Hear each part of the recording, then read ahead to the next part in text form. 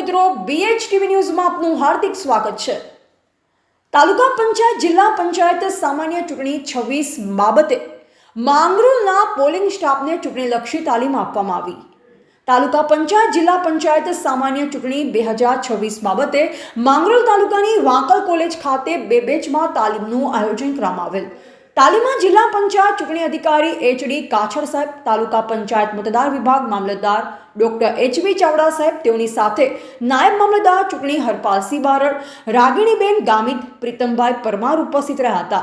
Master trainer Mohansinh ખેર, અશ્વિનસિંહ વાંસિયા, અજીતસિંહ દ્વારા બંને બેચના આશરે 600 જેટલા પોલિંગ સ્ટાફને ચૂંટણીલક્ષી તાલીમ આપવામાં આવેલ।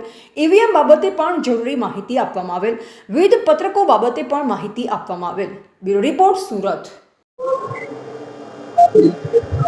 સ્થાનિક સ્વરાજ્યની ચૂંટણીમાં તાલુકા પંચાયત અને જિલ્લા પંચાયત માંગરોળમાં અત્યારે સામાન્ય ચૂંટણી અંતર્ગત મારી જિલ્લા પંચાયતમાં ચૂંટણી અધિકારી તરીકે મારી નિમણૂક થયેલી છે।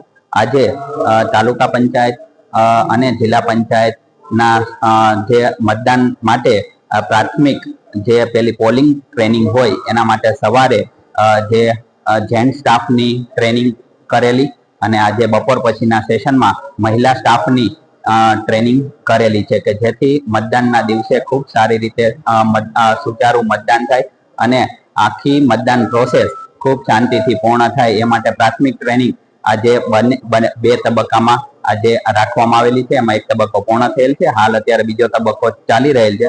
એમાં હાલ અત્યારે એને પ્રાથમિક સમજ EVM કઈ રીતે ચલાવવું એ બાબતની પ્રાથમિક સમજ આપવામાં આવેલ છે।